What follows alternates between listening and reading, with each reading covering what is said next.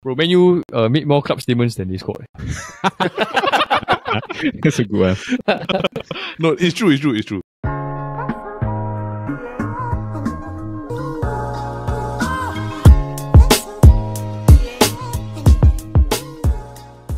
Hello everybody and welcome to another episode of the Futbol Kaki. I am your host Eldad and yes, I am back after missing a very exciting ball-headed draft. As you can see, I have a very nice full head of hair. Unlike the players that all of them selected, the three of them, Midet, Jordan and Paul, the Kaki bros are all here together. Four of us are back together again. So, how's everything? And yes, once again, we hijacked Midek. We stole him. I just thought we hop on. I think Don't mind talking about I think it's a very important topic today, which we will get into later. But guys, so got a lot of things to talk about, right? But first, that race yesterday. Woo! Yeah. Those of you tuning in, finally win. those of you tuning in, you're thinking like, what race? Yes, we are talking about Formula One. So for those of you who are not in Singapore or don't know what's going on, right? The Singapore GP just took place yesterday in Singapore, and for the first time this season, right, a non-Red Bull car. Red Bull was cruising in the midfield. Yes, and Red Bull was horrible. So for all the Red Bull fans out there, right, you had your share already. I don't care about you anymore already. Ferrari won. So Science won, right? But guys, the race itself, wow. It left me on the edge of my seat. I don't know about the three of you. Right, I think it's the best Singapore race, yeah. Oh, by far. Are you sure? It's like top 3, I think. I don't think there's another race that can top this. Yeah, I agree. 4-car racing against... For like Singapore races. Singapore races. I think it's like definitely top 2 Singapore races I've ever watched. If you compare to last year was quite close though, because it was like Perez just driving for his life towards the end of the race. Yeah, true. Yeah, but this one is like four cars finish within like 1-2 seconds of each other. Yeah, and it's also a lot of strategic play. Like nobody would have thought that by pitting during VSC, you gain 2 seconds a lap. 2 seconds a lap, bro. Yeah, but I said we say already, ma. It's one thing to catch, but another thing to overtake, ma. Yeah, it's true. Yeah, you can catch, but if you cannot overtake, then it makes it quite redundant also. But it's worth the gamble, lah. Why not, right? Yeah, why not? But we had to do it, I think. Hey, but Paul, you had like access to the paddock, right? Yes, sir. Oh, how was it, It was okay, lah, bro. Yeah, you every year like okay, really, like nothing new. The magic has been lost for a few years already. He spends his well-earned good money going to the GP every single year. But it's worth it, lah. As in, like, if you enjoy the experience. Sorry. You go to the paddock. I thought you work in the paddock. I volunteer. Yeah. Volunteer. Volunteer. I say that also because like my favorite driver not there anymore. Yeah, better, right? Sebastian, yeah. It was a nice experience, like, because like apparently there was a lot of like celebrities there also, you know. Oh, really? Yeah, but I don't know who. Apparently there was a celebrity chef. There was a celebrity chef there that he made a new shop in Singapore. Later I find out the name. I can't remember. If it pops into my mind, I'll just shout it out. Is it anybody we know? No. What is it? Can cook, so can you? Martin Chai Chen. I felt bad for this master. But yeah. I watching the thing. Quite sad, lah. He railroaded at the end into the. And then I saw the post, like the interview, right? He was about to cry, lah. Yeah. Tell, right? Like a bit emotional. Yeah. Then this Lando said he also hit the same wall as Russell did. Yeah, Lando hit the same wall like a lap before. Yeah. Like exact same spot. Yeah. Just that Lando somehow like managed to. No, he didn't hit the lap before. He hit the same time he crashed. Correct. Was it the same time? Yeah. Same time, bro. You go and replay later. Also, they both knocked. So I think Russell was following the exact like line. He took. Yeah, then his rear like keep the wall. Yeah, check. Then went straight in. And then once again, Hamilton get a free podium. Inherits a free podium. Yeah. No, but the thing is that this one, right? You cannot say like anything to do with Hamilton. It's just that George Russell just messed up. Oh yeah, lah. But he was there to pick up the piece. Yeah. Like when we saw the live camera, right? They were looking at like Lando Norris, the rear camera. Yeah. So suddenly he just went straight on. Right? All of a sudden, you see George Russell just fly straight. Yeah. Into the barrier. Yeah. What to do, man? Russell. Yeah, but the whole paddock was like whenever like Ferrari overtake or like somebody overtake the Red Bull, right? The whole crowd was cheering, you know, like super loud. Bro. Yeah. It's like it's just they want anybody but Red Bull at this stage. Just want somebody else to win. Yeah, correct. I mean, like in any sport, right? You don't want to have domination, man. Like you don't want to have like pure soul driven domination. Yeah. It's very demoralizing for everybody else. Plus, I think Singapore fans, a lot of them support Ferrari. Yeah, a lot. I think so. Yeah. A lot of them see they wear red and all this. But okay lah, good race. I'm happy that Ferrari finally won. Like I'm a very huge Ferrari fan, so the entire year has been very miserable for me in terms of F1. So yeah, I'm very happy. But we are back in the UEFA Champions League and we are back in Europe's top competition. We main games, not everyone except. Hey. Arsenal is back for this sixth season. You enjoy this year because next year you won't be inside anymore. We shall see. Always. As a Man United fan, right, Paul, you cannot make a comment. Judging by the state of our club, right, I think we should just keep quiet. I see. What's that? I'll see you in the Europa quarterfinals. Thursday night. Oh yeah. No, quarterfinal. The round of 16. See you there. Round of 16. I think right. I got no hope lah against Man United against Bayern lah. But I have my reasons for it, which is what this episode is about. Very simply, it is the state of Manchester United. After a disastrous weekend, whereby United lost their third game in 5 and their second in a row, in which they were totally dismantled, outclassed, and outplayed by a Brighton squad that has been playing very good football lah. I don't really know what to say of it as a Man United fan, right? But I find that in this current situation with Man United, right, there are too many issues that are going on already. There's off the field issues. There's questions of player management and the managerial tactics. There is ownership issues.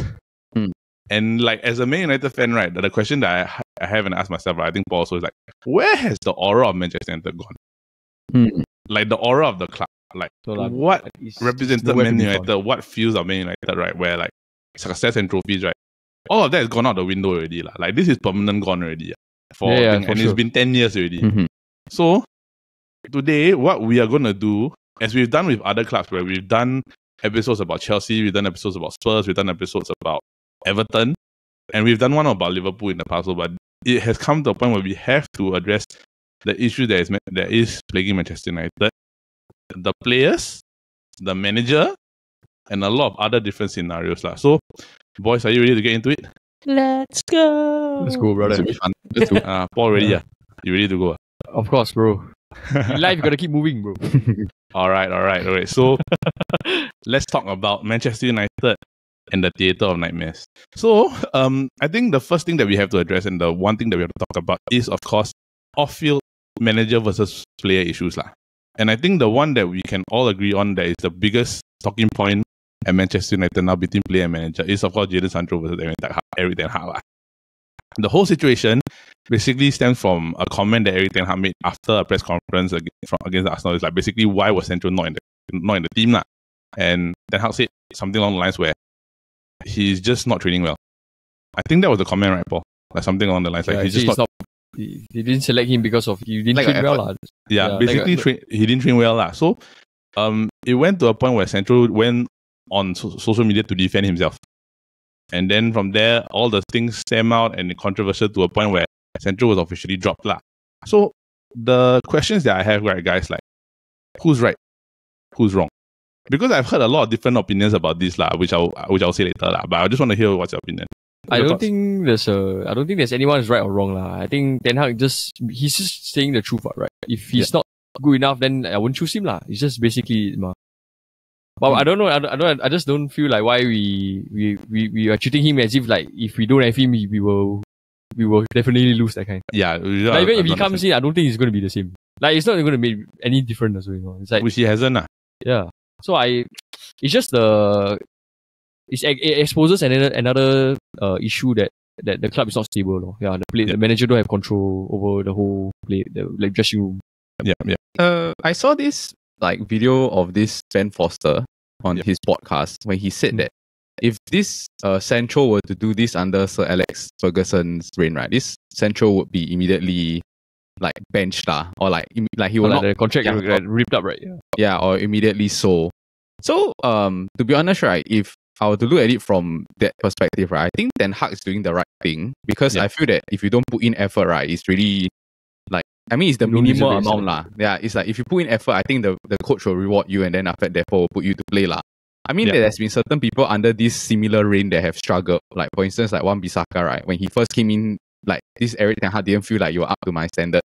But then Wan-Bissaka, he put his head down, he put in the effort lah. Do you know what I mean? Like that? That's why this. Yeah, then he earned the respect. Yeah, like you earn your respect to put you back into the team lah. So I feel that in a way, Sancho, you can say like he's maybe well liked in the locker room or this, but in the end of the day, the person that you have to make the most happy is your manager mah. Because you have to see what is the effort level lah. And then also like on top of that, it's a tough decision for Ten Hag to do this, right? Because by benching this Sancho, right, it's actually depreciating his value to sell also. Yeah. Because it's like making him over time less and less like a appreciable asset lah. Yeah. Which is also not an easy thing to do lor. So I think it's quite commendable the fact that he decided to bench him lah. Like based on disciplinary issues lor. Yeah, which I think it should be the case lah. I mean, like, maybe Jordan, from your perspective, I think if Arteta, the way that he handled Aubameyang is similar, right? Correct? Like, the way that he handled this sort of thing. I mean, very similar. But just that they do not have the board to support. Support, correct. To release him straight away lah. Yeah, I agree. Yeah, so different, I guess, but hello. It's one of the things where, like, I was watching one of the clips about ESPN FC, I think, Craig Burley is like, he's obviously a Man United hater. Like most of the time, right? But he's an avid supporter of everything. And he said this one thing, right, that I also thought about it. And I said, like, if you think about it, right, then Sancho's been under Ten Hag for about a year. For Ten Hag to say what he said to the public, right, I think it's been simmering underneath for a very long period of time already. Because as a manager, you just don't see that out of nowhere. Yeah, it's probably been like 1 year worth of me, like, you're obviously not putting effort, lor, like, Correct. And what frustrates me about this whole situation, right, is that why does Jadon Sancho think he's a superstar, right? When he's in the Premier League, he played 58 games, like, he's only scored 9 assists or 6. Because he's the highest paid menu player, bro. But, I mean, like, I get that. It's the ego lah, yeah. And you get paid a thing, but you don't perform according to that. And I do agree with what Ben Foster said, like what Mina mentioned. If that happened under Sir Alex Ferguson, he's out of the club tomorrow, the next day already. Like 100% he's gone. There's no way he's going to be there already. He would have probably just taken him, said that, bye, you're gone, you're out of the club. I don't need you here anymore already. But the thing is that Ten Hag doesn't have that type of power that Fergie had. Yeah. No, I was about to say also, like, as you compare Pep and Ten Hag, right? Like, you see this Cancelo disrespect Pep, right? The next day he was loaned out already, like, immediately dropped and loaned to Bayern. Yeah. Irregardless of, like, he was the best fullback in the club, yeah. But I think it shows that Ten Hag don't really have like power in the club to dominate their contractual way, that kind, yeah. Yeah. But I think that he probably has enough pull that he can, like, they bench him sort of like understand lah. Like, you know what I mean? They won't argue with him lah so much. Yeah lah. So that it's not full, but I think they sort of respect his decision to discipline Sancho lah. Yeah, but obviously can't terminate him. I think they would like to sell him first lah, rather than just let him go for free. Yeah, but I also think that, like, watching this from the outside, right, I find that this type of thing at Manchester United has happened too many times already. Oh yeah, for sure lah. Yeah, it's getting very, very frustrating because, like, for everything, right, this is his second public incident as a manager with the two-year player. But the other one was a bigger one lah, the original one lah. Yeah. There was more at stake with the Ronaldo one rather than the Central one. The Central one is just Central just not admitting that he's, like, he's not up to standard lah. He's not up to rebellious lah. Whereas Ronaldo's Ronaldo lah, and like I've said my piece about that particular situation before. Paul's also had his piece also. But I mean, how much player power can there be in a club to a point where, like, this thing happens once a season? It's getting very frustrating already. Like, Pogba had issues with Mourinho. I think some of them had issues with Solskjaer. No lah, I think Solskjaer was the only one that didn't really have. Like, but I know the Mourinho one got Mourinho had. Okay, so I feel, right, that Rangnick, he himself, like, point out a lot of the nonsense that this Solskjaer left in the club lah. Like, he left a lot of systemic laziness and sort of give the players too much freedom lah in the club. Yeah. At the time, like, they have achieved some decent success, but it created a lot of bad habits that stuck in the club. Then Rangnick pointed it out to the dismay or the dislike of the board. I think because he publicly said it. And then now Eric Ten Hag, he's put in a position where it's like he has to be the one to sort of clean out the shop, but to a limited capacity lah. Because I mean, there's still, like, Sancho is worth money or this type of thing. He's not given the full say like Sir Alex to go and kick him out immediately in this type of thing lah. Yeah. So I think it's like he has to deal with it now. I think he's also fed up of, like, I don't want to keep playing nice guy to everyone in the thing lah. So this is the awkward situation that we're currently at the moment. Yeah. Yeah, and Yep. I think that for Ten Hag also is because you can't compare like the Fergie's authority to Ten Hag's authority, because Fergie, when he did it, he's probably won 4 or 5 Premier League titles already. Ten Hag's only won one league cup. So I don't think you can have that type of pool. Like, even if let's say you're comparing Liverpool and Man City, right? Klopp and Pep have built up their power over time with the accolades and trophies. Ten Hag only got one. So I think that also in terms of like managerial power, right? Like, they can't fully give him that yet, because if let's say I put that trust in you, does that mean that you actually churn out the Beg to success differ that he though. has? I beg to differ though. Or you think differently? Looks what Arteta have 0 also, but why do they trust Arteta so much from the beginning to now? I just think it's the board's decision and where is the direction. To me now, I find Man United have no directions. They have 0 projects. They do not know where they want to go, even from the glazer sides. So long one day this is not settled, the back end will not be settled. Okay. Okay. Yeah. Since He's correct, bro. since He's correct, yeah. yeah. Okay. So since Jordan brought it up and the board and management, right? Let's talk about the Glazers, lah. We will leave the on-field performance later, right? But let's just talk about ownership, right? Like, I've had it up to here with them. The only time we were able to survive that period was because Fergie was there, and we won a lot of trophies. It was just the overlap of just so happens that the high peak of success with Ferguson with the Champions League and multiple trips to the Champions League and of course multiple Premier League titles, right, was when the Glazers just took over, lah. So I feel like they just strung out a luck. After that, for the next 10 years, all you've been doing is taking out money, spending money in the wrong places, appointing crap directors, to a point where you're overspending and you're not doing anything for the club. I had it with the Glazers already, yeah, and now the point where it's like, I want you to sell the club, but seems like you're not going to do anything. So, Paul, as a fellow Man United fan, right? Where are you now? I've had it already. Bro, I tell you already, I only got one thing to say. The only way Glazers can sell, right, is if Ferguson come out and tell them, like, come out and make a statement that the owner should sell the club. I feel that he has the most power to influence this sale. If he doesn't do that, there's no way they will sell this club, bro. But the thing is that the Glazers is all about money. Like, but if like the biggest legend in the history of Man United, right, comes out and say this, that's the only way they will sell this club, you know. But I don't think now, you see, even Ronaldo, whatever momentum Ronaldo created last year, right, it's all gone already. Yeah, that one I agree. Yeah, because they only put up the club after Ronaldo made that interview with Piers Morgan. 1 week later, they said, okay, we are gonna list the club up for sale. Then I think they waited like 8-9 months for the drama to blow away, and then they said, oh, Man United's off the market. They didn't officially say that though. They said that they took it off the market already. They wanted to increase the valuation. No, but I'm pretty sure they are staying put, lah, bro. There's no way they're leaving now. No, they are okay. What I know, right? I think maybe the story is that basically, right, they wanted original 6 billion valuation, which already has been met by the Qatari owner Sheikh Asim and the Ineos Group, lah. Basically, with Sir Jim Ratcliffe, right? But now, but I don't think they're selling really anymore, bro. They want the money. They want extra money, and there's a family dispute. They want 10 billion.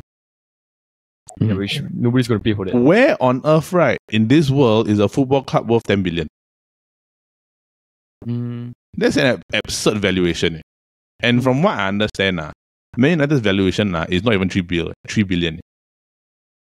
I mean, but that's based on how much they value Man United. Yeah, it's how much you're willing to pay me, ma. Do you know what I mean? Like, it's my business. I want to sell for this amount.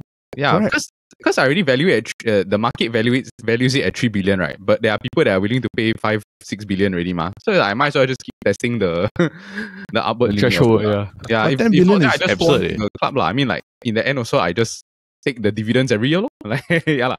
It's like the HB price, lah, when government did not step in to block you from buying any price. Yeah, now got a lot of restrictions. But I mean, you want the standard glass or premium? Standard glass or premium.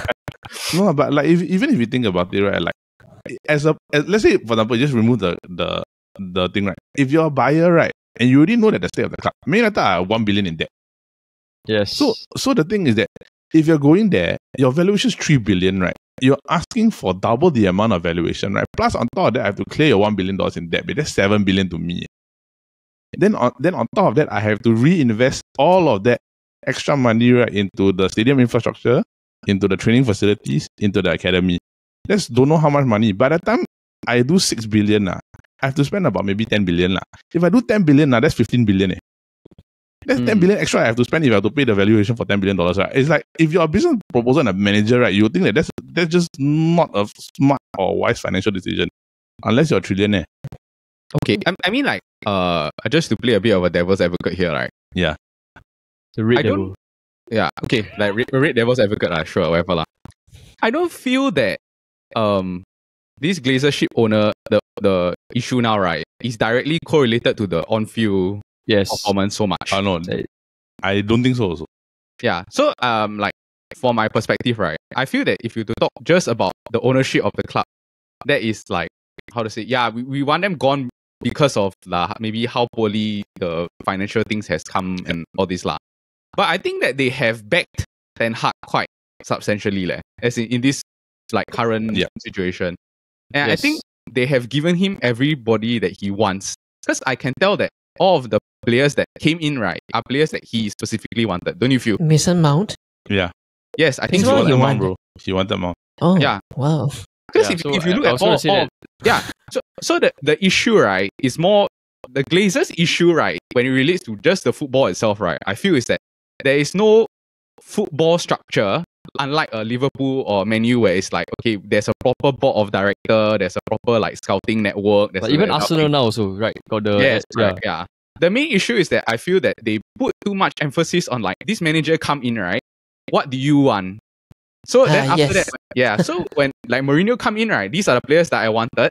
Then they realize that, okay, this Mourinho is not working, change. Ole come in, right? Yeah, Ole, correct. what players do you want? Then after that, Ole got all these players, right? They don't really fit. It's not winning. He will sell Mourinho's player. Yeah. So it's a cycle, right? Now this Ole out, this Ten Hag is in, right? Now Ten Hag, okay, you can play your style of football. Let's pick players to go and fit your style of football, . But then now he's still stuck with like what McTominay, Maguire. But they have backed him to what he's wanted, ma. So if the case is that, let's say Ten Hag is not the manager of future, right? This is going to be an ongoing cycle. Like, I have to keep clearing the players that I don't want and then bringing the players that I want, lah. So that is the main issue that I feel with this Glazer ownership. I think that they give too much, leeway to the manager to decide the transfers or like this type of thing, because specifically there's no sort of proper sporting structure. Sporting management, to focus on the football side. Yeah, I think a good example of this, right, is like Brighton. You see like Brighton's structure, right, it's like, okay, Graham Potter, he set this foundation in, right? Potter out, he left to Chelsea, right? No problem, we bring in a person, right, that can do a similar system. And then we just slowly change all of the pieces. You want to sell Caicedo, you want to sell McAllister, this is no problem. So it's like, I think the issue with Man United is that they need to get a system. Yeah, the ownership needs to get a proper system in place and then say like, okay, like Ten Hag, if you want to play this system, but you have to trust us to do the scouting. Yeah, so they have to, that's the things that I feel that Glazers, they need to implement into the club, the main issues. Like they actually did it. Yeah. So maybe you can speak from your perspective. Yeah. So like you said, you gotta ask Ten Hag to trust them, right? That's why I feel that the Glazers actually go and appoint Ralph Rangnick as a consultant, right? Yes, correct. But they made the mistake of making him manager for 6 months. So as Man U fans, right, they will just judge him based on the 6 months of managerial work rather than consultant work. And on top of that, he and Ten Hag clash. Yeah, that's why. Yeah. If Rangnick just solely did his consultancy role, right, and Ten Hag like not so arrogant to kick him out, you know? If he actually listened to Rangnick, because Rangnick already publicly said that, these are the problems. Yes. I'm pretty sure he spoke to Ten Hag lah, but then I think Ten Hag was like, okay, I will listen to it, but I don't need you, so you get out, that kind. I also think, it's true lah. Yeah, it's like, you pass me the list of problems, you get out. Because you make him look very weak, right? Yeah, you come to Man U. Why are you my consultant? I don't need a consultant, right? Yeah. So I that think was Ten Hag's. I feel like I think in that situation. Okay, I do agree with Paul, but I also think in that particular situation, right, two mistakes actually happened. One is that they should have made Ralph Rangnick, right? If they wanted him to carry on, right, they should have made Ralph Rangnick a permanent like employee of Manchester United. That way the manager cannot run. I find that would have made a lot more sense. Like a technical role or technical football head of football. Like that. Head of football because sporting director sporting director head of football. Because what actually happened, right, is that the fact that now, from what I heard also, is that Ten Hag has taken the role of head of football. So he's manager and head of football at the same time. Whereas I feel that the mistake happened is that because you essentially are putting Ralph Rangnick as a consultant, technically I can let you go anytime I want. Because you're only fulfilling a temporary fixture. But if let's say you are a permanent fixture in the club hierarchy, that the manager has to report to you, has to discuss with you the football happenings going forward, right? Then the conversation would have been different, I find. Because the thing is that they put the John Murtaugh as director of football, right? Essentially, it's just another word of saying like, oh, he's like the number 2 guy to Richard Arnold who took over Ed Woodward. Which essentially is just another makeshift title lah. So the difference between Richard Arnold and Ed Woodward, right, is that Ed Woodward doesn't know anything, right, and he just went for publicity because he's a businessman in the marketing. Richard Arnold had John Murtaugh and Darren Fletcher to try and get some football in, right? But the closure of the deals are taking way too long, and they don't have somebody to basically. What I feel, right, is that in terms of management, right, they don't have somebody to oppose the manager. No, the things that like what Midet said, they say, okay, Ten Hag, what players you want, we will get them for you. Correct. So, but they never say how long they will take. The way that they should have solved it, right, to keep Rangnick on, right, was put Rangnick as a permanent staff of the Manchester United hierarchy. Then he's the one that goes against Ten Hag. That's what should have happened, in my opinion, in hindsight. But yeah, so Ralph Rangnick would have been John Murtaugh now. Yes. Yeah. Yeah. And I think also like Ten Hag, right? A lot of his transfers, I don't know, maybe y'all can speak about this later. A lot of the transfers is like, I want this option, I only want this option. A lot of it, I feel. Whereas like, he's not very open to like, okay, if I don't get this option, this is the alternatives, like the thing. So that's why they end up paying very high prices for the players that he wants. Yeah. Yeah. Like for instance, the Højlund, right? I think he's too expensive for that. Like marquee of a player, that price. I think it's like, how much? Yeah. Too much. 72 million, I think. Yeah. Casemiro also too much. I mean, like, Onana also, I feel okay. Onana, I mean, it was okay, I guess. Mount, Anthony, too much. Mount is way too much. Mount was too much. Yeah, I don't know, but, you know, this is the way like, we're not getting the value of the player that actually should be there. The player at the right valuation. You're constantly overpaying. Yeah. But yeah, we're going to talk about... And we clearly overpaid so for now we're talking about Eric Ten Hag. one Jadon Sancho. So, like, I mean, this is what happens, right? But the thing now is that we have to admit, like, Eric Ten Hag has already got full control. So now, we got to talk about the manager. Like, usually... Wait, but before that, I find if now that you give Eric Ten Hag the control, right? If one day that he do not have, you think he will leave? So it will be... He will leave. So it will be another cycle again. Then they need to get they give the control to the next manager. Yeah. Correct. Right. So it's the way that they manage the hierarchy, right, is just not good also. Then plus I also know that in terms of like purchasing, right, and money expenditure, right, the glazers have to sign off. The football director is not the one that gets the signature, it's the glazers that have to sign off on the purchase. That's why it takes so long. So if you have that type of thing, it's very old school, very long, you're not going to do well in the business market. And which is funny because the Glazers are businessmen. And Gary never also said one thing. He said that it's about time you take responsibility for the business. Because if you are a businessman, right, you know that any good business or bad business, right, relies on the ownership and what type of business decisions you're making. Bro, when you don't even need to do anything, right, the stadiums will be sold out every single week. Correct. They don't even need to do it. You can play like shit also, they will still sell out. So the thing is that Man United's commercial value is way too high already. Like commercial capability to a point where like the football is becoming like secondary already, which is sad. Like we've talked about off-field issues, we've talked about the ownership, right? Let's talk about the actual football and the manager himself, lah. So let's just talk the Brighton game, lah. What a disaster. What a masterclass horrible. By Brighton, bro. That was horrible, though. Like, I mean, okay, we had our chances, but lazy, poor decision making, bad decisions by the manager. wrong team selection, Mhm. a lot of different things. So like, I don't know. Let's just ask Mina and Jordan. Watching that game, right, as a non-Man United fan, how bad was it? George, you go here. It was all nice goals. It was all nice goals. It I was agree. all well scored. Yeah. Yeah, very nice goals. Brighton played really well. Yeah, lah. To be fair. No, George only got there. I mean, all in all, like what Paul has predicted, a turmoil weekends again. Yeah, but I think Man United is always like they do not they are trying hard to follow Ten Hag's system, but then they are unable to create Plan B, Plan C if Plan A fails. Yeah, so they are very one type of playing style now. So if today I try this Plan A style on Brighton, it fails, no worries. We try on the next game and hopefully it wins. I agree. Because now many teams, right, Brighton, all this, they have multiple formations. Yeah. Man City itself play with over 10, 12 formations in a game. Yeah. Yeah. It's about the versatility in Man United play now. But then again, they have multiple injuries.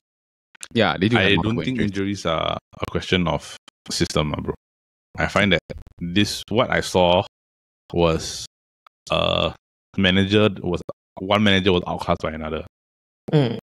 This is all I gotta say. Because like if you see the first 15 minutes of this game, right? Like I asked me to see where he thinks you think the same also. Like it's like after 15 minutes, the pressing didn't work anymore already because Brighton widened. Then because Brighton widened, right, all the players are narrow. So the thing is that there was literally no adjustment. It's like if you're playing like a white 4-4-2, right, versus a 4-1-2-1-2, right, with no width whatsoever, right. Common sense thing I'm gonna do is I'm gonna attack your wing. Yeah. So I mean like what do you see like after the first 15 minutes after Brighton made that change? I do think that this is a thing that I noticed with Ten Hag is that I don't think he's that tactically flexible considered like as compared to other managers. I feel that he struggles with substitutions and making adjustments. Yes, that one I agree. Yeah, so I agree also. I think Brighton, they make use of the width. So and then also like you can see like Lallana, he dropped deep. Welbeck also they dropped deep to go and collect the ball in midfield because I mean Man U, they played narrow, so they overloaded the midfield. Then after that, Brighton, they adjusted lah. So I think in terms of just watching like tactically, defensively after Brighton widened, right, this Man United, they couldn't get the ball back. Like the whole game lah, it was just really like cycle. It's like if I can't bring the ball forward, it's okay. I just restart from the back again. Then Brighton just bring the ball back up to the front lah. Yeah, correct. And I also think offensively, like okay, defensively that's one side, right? Offensively, I think that United are very predictable offensively because it's quite obvious that everything is just going to go through Rashford. So, be if he's on the left or he's playing as the second striker with the Højlund, right? It's like, okay, Rashford, you're going to make all of the like game-winning decisions lah. So that's one thing. And on top of that, I would say attitude. After they didn't get the goal, right? When the goal didn't count lah, when Højlund didn't score the goal lah, it was very obvious that they were like upset or whatever. So then they just stopped putting in effort lah, I feel. The midfield and then the strikers and stuff like that lah. Which is, I think, a mentality issue. It's like when it's the same thing happened also the Arsenal game, they also get deflated. And at the last minute also when the Declan Rice scored. Then after that they let in this stupid like Jesus score another goal lah. So it's a combination of different things. One is more a systemic issue. I think also a tactical issue. But I think you have to see whether this narrow formation can bear fruit over the course of time lah. Maybe he just needs more time to implement it, whatever lah. I just think that didn't work against Brighton. Yeah, I think before I go to Paul, right, bro, I will just say this lah. Like Marcus Rashford is so selfish. Knew it. I don't understand, right? Like what type of world class mentality thinking that you have, right? That makes you think that makes sense, right, to shoot when there's 4 players in front of you. I think is if he continued to do this, right, I think he won't be even took out for England. I think Nketiah is already being called, Bro. but not yet being played. Like there was so many. I do agree, but the thing is that there was so many times where like he could have just laid it off to Reguilon. Eriksen was open behind him. Højlund was open in the middle. Then the one where he shot the side netting, right? If he had just gone forward on the byline, right, and just shifted it, Højlund has a tap in, right? Is 2-2 already. Or it's 1-1. That is, it's just very obvious, right, that he just doesn't want to pass. Like his in-game decision making hasn't been his like strength also lah. Correct, but the thing is that it's very obvious, right? Like if you see the whole IG, that whole game, and like in our WhatsApp chat, I was ranting the whole time. I said that they are open, pass the ball. Everybody was calling out Marcus Rashford, can you please pass the ball? Because they are open in the middle. And the thing is that what frustrated me about this whole situation, right, and like this whole thing with Højlund, is that Højlund, if you really watch that game closely, right, he was making a lot of very good runs into the goal scoring areas. That's how he got the goal disallowed, because he made it into that particular spot. No other Man United player will get into that spot. So he got there and he's trying to get into those positions, right? But Rashford is not seeing him. Marcus Rashford, right, he's one-dimensional also. Like, take a very good example. Like, you look back at the Arsenal game when the Garnacho goal got disallowed. The one where like they put Højlund and Højlund made a through ball to Garnacho, right? Garnacho inverted, cut in from the wing and ran down the middle. Rashford will never do that. So the thing is that he's trying to play ball to feet, but he's not making right decisions. He's not running into the areas where like I can penetrate to get the ball forward towards you from a midfielder, right? So essentially, right, you're not giving anybody any option. So what's the point in you playing left wing? Which is your predominantly primary position. So to me, it's like I told Paul, I say, if Garnacho was on the field, Garnacho would have found Højlund. 100%. But let's use on the field, but let's you find Højlund. Okay. Do you feel that this is a coaching thing? No, it's a player issue. I feel that you can coach it into him, to pass. Yeah. Okay, I want to weigh in on this. Yeah, you go ahead, Paul. Yeah. I was gonna say, right, before this Ten Hag came in, right, Rangnick was gonna sell Rashford already. Yes, I agree. Yeah, he was because he knows the Rashford is not a 20-goal striker. You cannot make him your main striker in this team. Even Mourinho said, like when he was managing Man U, right, Rashford is not a winger. Yeah, he's a winger. He's not going to get you like 25 goals, 30 goals a season. So what happened last year was Rashford was already on his last year on his contract. I don't know why suddenly he found some form. He played for the contract. Yeah, I guarantee you he played for the contract. Yeah. So now what Ten Hag did was he made him equal pay with I think Sancho, which is the highest paid Man U player now, and then give him a 5-year contract. And where did last year's this Rashford go? Right, totally gone. Right, in like the whole preseason, I don't think he scored. I think he only scored one. And then 5 games in, he didn't really do much. Yeah, I saw the last 20 EPL games he scored 4 goals, if I'm not wrong. Yeah. What kind of? That's what separates a good player and an elite player. Yeah, right? And I don't think he's like half. He's not even half the player Wayne Rooney is like, to be honest. No lah. How many Rashford score already this season? 1. Oh, same as Richarlison. Yeah, bro. Damn. 1 R10, 1 R9. I think Ward-Prowse scored 3 or 2, if I'm not wrong. Yeah. But yeah, just to weigh in on Marcus Rashford, right? It's like, okay, first 3 games they play him striker, then he was not happy, right? Then he was like sulking, give the black face and all that. So what they do, they move him to left wing. And then moving left wing, now he's like half S pressing, right? Yeah, he don't press. And I don't see, the thing is, I don't see him getting the same treatment when Ronaldo was getting shat on last year for not pressing. Right, so like this kind of double standard because you're British, it has to go lah. And like I think Man U, right, they see their players as assets rather than football players. Yeah. So that's why they don't want to offload Sancho. They refuse to sell Mason Greenwood.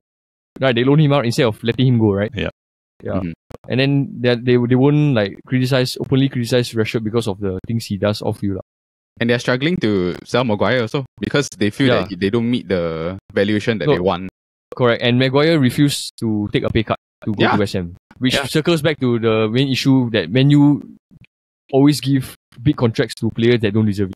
Yes, correct. That's why you see Eric Bailly, Phil Jones, all these players, right, they refuse to leave, but they are staying out to hold out all the way to contract. Even Pogba, now Anthony Martial also.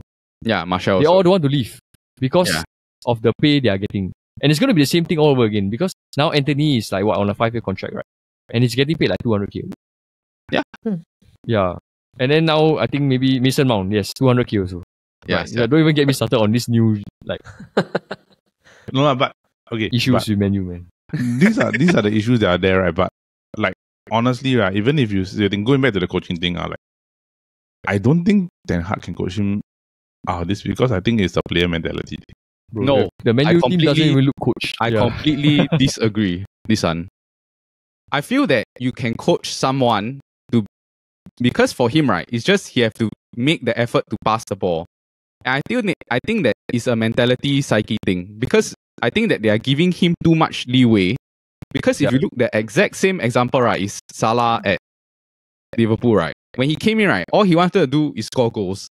But then this Klopp drew it into him, right, that if you give assists, right, every game, the way that you approach the game will be different, right? You should be targeting to hit a certain amount of assists every year or whatever. As a minimum, right? Yeah, as a minimum. That's why when you look at Salah, right, he looks at the game, right, now from a different perspective. In a different way. Yes, because they drew it into him that it's like you shouldn't be always thinking to score. You can think because for him, right, he's a selfish player. By nature, he's a selfish player, this Salah. He wants to score goals, right? But then this club was saying like, hey, what instead of thinking of it like I must score goals, right? Try to think of it is like every year I try to hit 15 assists or something like that. So it's like by doing that, right, I hit a certain minimum amount, right? Then after that, I can just like try to hit my goal tally after that lah.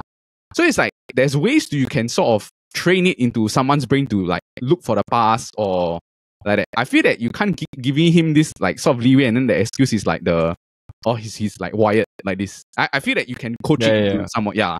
It's not, But it's very generous of you to compare Rashford to compare Salah to Rashford. No, I'm just speaking based on Maybe Theo mentalities. Walcott can. I'm just basing it on mentalities. Yeah, mentality. But if they Foreign mentality. Yeah, lah.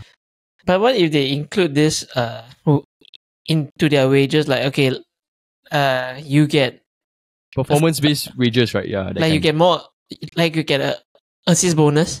Yeah, assist bonus, or you hit a certain amount, you get a big lump sum. Yes. Of You Yeah. get a flat rate. You hit 10 goal, you get this amount. You get 15 goal, you get this amount. You know Which that is kind. which is what should have been done, but then they keep just giving everybody 350k. Because the menu generates money. So to them, it's relative, ma. I make this amount of money, I give by percentage, right? Our players should be earning this much because based on how much we earn. Yeah, That's why I see like Liverpool, Arsenal, all this, they are unable to pay how much menu pay because they don't make the same. yeah. That's So we true lah, reward, but this- so we reward them differently. We reward them based on performance. So it's like if you hit a certain amount of goals. Yeah, like or- Salah, right? Yeah. Yeah, correct. In terms of coaching, right? What kind of wanted to style like Eric Ten Hag has? I wanted to I'm talk asking about three of y'all. I don't. As a menu fan, I don't see it. Yeah, 1.5 years. No, I don't in, see I don't the- even see it. Yeah. The a little bit of IX in Man United. No, okay. I find like this is the biggest problem, right? It's because technically the way that Man United plays, right, is similar to Ajax. Just that the only difference, right, is that Man United cannot keep the ball. Yes. Because that's Ajax the style number of, one problem. there's the biggest problem. Ajax style of football, right, is based on ball possession and keeping the ball. I look at it this way, lah. In the Ajax midfield, it was Ziyech, it was Van der Beek, it was De De Jong. So these guys all can keep the ball on. Don't even Van der Beek can keep the ball. He can move the ball, he can get into positions, right? Ajax's whole system is built on keeping the ball. They leave Blind also at the back, also keep the ball. Tadic also keep the ball. So it's small things like that where coming to Man United, Bruno loses the ball, Casemiro loses the ball, Eriksen loses the ball. Casemiro is Ten Hag wanted one. Casemiro Ten Hag wanted. No. He wanted to get De Jong, but cannot get. Then he buy. They get- Casemiro. Yeah. But the thing is that let's just go ahead. Like, all the players technically in the midfield all lose the ball. Mason Mount loses the ball. Rashford loses the ball. Garnacho loses the ball. All of them lose the ball at least 3 to 4 times a game. Because that's the priority that I think Ten Hag never drew, like how Klopp and Guardiola do, right? Guardiola's number one rule is if you lose the ball, you better get it back in like 3 seconds. Yeah, that's his number one rule. I don't think Ten Hag has such a rule. No, he doesn't. Because Even if he does, right, the players won't listen. It's like too much work for me, That's the thing, right? Then also the problem that I find that Ten Hag is facing, right, is because his in-game decision is very bad. So the thing is that as a player, right, if I'm playing for a manager like that, I'll be honest, I'll be like, So are we gonna stick to the same game plan that we have that is clearly not working? Which is why basically, like what Jordan said, there's no plan B. It's just plan A or take a long shot. But you don't feel that it's attributed to the injuries also? Like, I mean, they are going through like a shit ton of injuries lah. Do you know what I mean? Okay, But the core of the team's still the same there, bro. I feel. I find that the team is the same because the thing is that, let's say for example, you cannot. What I don't understand, right, is that how can players or the caliber of Casemiro and Eriksen lose the ball this much? Mm-hmm. Yeah, I don't I don't understand. But I always find that is like what I told you guys, right? Like Man U is always on the back foot nowadays. Like the past 5 games, right, we always been like on the back foot 70% of the time. Yeah. And the moment we concede, it's like I don't see the ambition and the hunger to get it back. You know. Yep. I agree. And especially like when you say like when the things don't go their way or like when the goals get disallowed, VAR call don't go their way, right? Then they will like all suddenly just drop in vigor. Yeah. Mentality, I feel they have to. And also the mentality, yeah. And also, right, like I've been observing this for like the past year. Ten Hag makes decisions 10 minutes too late. Continuously a big issue. Like to me, to be really frank, when he put on Palestri and Garnacho right in the 80 something minute or the 78, I think 70 something or 80 something minute, I was like thinking like you should have made the initial substitution there. Why you take off Højlund and put in Martial? Bro, you see that not? When he did that, the whole Old Trafford boo him. They boo Eric Ten Hag, you know. Because the thing is that Højlund of the front three was your best performer, right? And you want to try to get back into the game, you threw on the laziest striker that you got it. Like, how does that make tactically any sense whatsoever? Then after that, on top of that, they took out who? They took out, I can't remember who they took out, right? Then they didn't even put in, they put on Hannibal. Hannibal scored a goal. He scored a goal, right? But the thing is that, wouldn't it have made more sense to take out Rashford, who was playing a horrible game, and to basically remove Eriksen? You throw on Palestri and Sancho on the left and the right, then you move Bruno to the middle. That would have made tactically so much more sense. No, it's like another thing now is that because this Bruno and Rashford, they have the same mentality like Pogba has, you know, that I'm undroppable kind, I'm untouchable in this team. Yeah. So and they didn't have like, Bruno basically just do whatever they want, which is a mistake. Yeah. But anyways, what do you think is the next step for Eric Ten Hag? I don't know, man. I don't think. Honestly, I feel he's not the one that will to bring us forward. I think the simplest conclusion, right, is that conclusion, right, is he needs to start winning, He needs to sort this out. Yeah, because this year is not really like there's no more excuse for him, you know. No, like he already bought all the players he wants. Correct. No more excuse is one thing, right? But you can't lose 3 in 5. Yeah, and that's the thing, right? Like after the Spurs game, we say, okay, we'll come back against Arsenal. Then after the Arsenal game, we pick ourselves up, play the next game. Then now it's like and the thing getting flashbacks, you know. And the thing that frustrates me about Ten Hag, right, is that he's always finding someone to blame. But himself. Like currently, if you see, right, Arsenal, he blamed the offside, which I mean fair. All of the United fans also blamed the offside.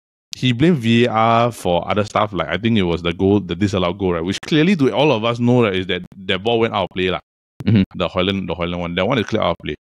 Then you also look at the other stuff, like other complaints he made. It's like get it together. Don't look at all the external factors already. Right? You've only got 6 points in a possible 15. Yeah, but I feel that we are also too invested in him already to sack him. So yeah, we're really stuck, bro. We're really stuck. Yeah, stuck in a rock and a hard place, lah.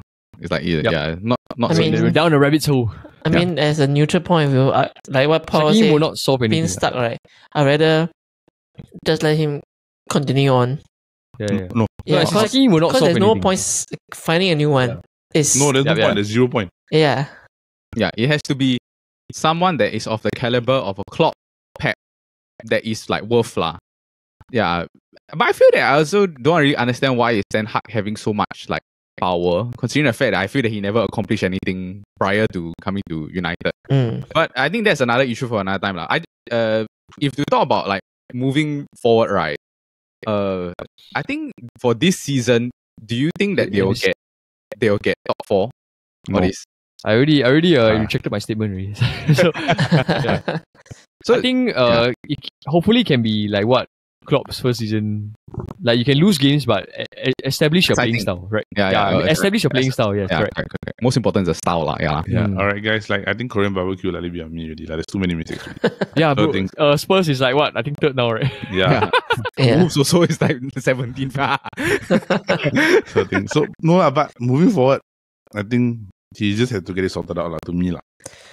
How? Well, Man United is not alone. You guys have Chelsea. Yeah, maybe y'all can swap managers. See how it goes. I think to conclude, right, the issue with Man United, I completely agree with Paul, right. Moving forward, they need to figure out a style, like, and everyone in the team, right, have to buy into the style. And then also there has to be more like accountability lah. Like you can't like Rashford, you can't keep like getting away with these type of shit performances. Bruno also you can't. Script Rashford, script Bruno's, whoever are in this new system. Just follow.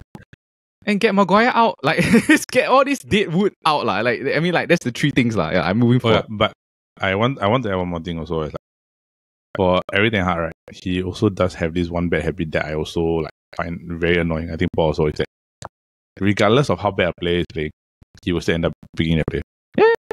Which annoys me to this day. Like Anthony and Sancho, both of them are having issues at the moment, right? Do they really contribute anything to this Manchester United team? No. Yeah, actually, that's the thing I've said just now. This whole buzz with Sancho, right? Why you all acting like he's like Ronaldo, right? Like just bench him lah. Don't care, right? No, because it's 2+, it's 25, bro. 2 + 5 equals 7. Yeah, bro. There's only one number 7 that I respect. I think that it has to be a combination of things. Like if the guy is not playing well, right? If I can see he's putting in effort to press, to go and run, that's different. Yeah. Like Ashley Young, right? Yeah. Yes. That's Ashley Young is a perfect example. He's playing crap, but he's trying, you know. Yeah, he's trying. So you can't reward someone that is like playing not working hard lah. Like just trying to score and stuff like that. So, which is basically the end. I just realized the whole game, the whole day we never talk about Onana also. Actually, I wanted to. Can we like time out at the goalkeeper situation? Yeah, just saying the playing style don't suit. He's not being used for what he's not being used for what what is currently lah.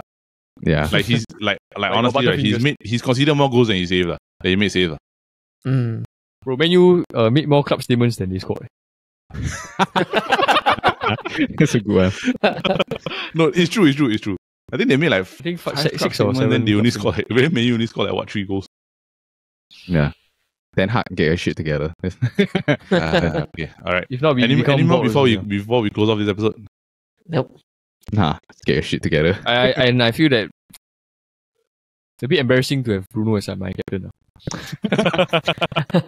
What the statement? No, it's true. It's really true. Yeah. I asked him to make him my captain. Like I think I would have chosen somebody else. Yeah. But there's nobody else, bro. Martinez, maybe Martinez. Varane, bro. Yeah, actually I would take Eriksen. No, either Eriksen or Varane, maybe. I think I would take Varane. But Varane was injured. It's based on age and seniority. Based on seniority, I'll take Varane. Yeah. I'll take Maguire. Okay. Next time they're gonna Bruno, they're gonna make Rashford captain. Alright, so that is it for this week's episode of the Futbol Kaki. The Man United captain debate will carry on another time. So that is it for this week's episode of the Futbol Kaki. For those of you who are listening, we just want to say thank you, and we hope that you continue to support the Chit Chatter Podcast Network and all our other shows, which of course include the Kopi Bros every Monday, involving Paul, Midat, Brandon, and of course Tin Yong. And then of course, if you love game shows and you want to see exciting things happen, where we make a lot of funny and interesting remarks and comments and picks, do join us every Friday for the SG Draft Podcast, where we draft about different things and have fun while we do it. I don't know why I said foul. And have fun while we the referee. Do it. So do join us every Friday, and of course it involves the gang from both shows, the Futbol Kaki, which is here, and of course the Kopi Bros. So with that, thank you everybody. Don't forget to like and subscribe to the Chit Chat Podcast YouTube channel, and of course do follow us on Instagram and all our other social media platforms. So with that, bye. Come on, Burnley! The champion. Alright, thanks guys. Bye-bye. Bye.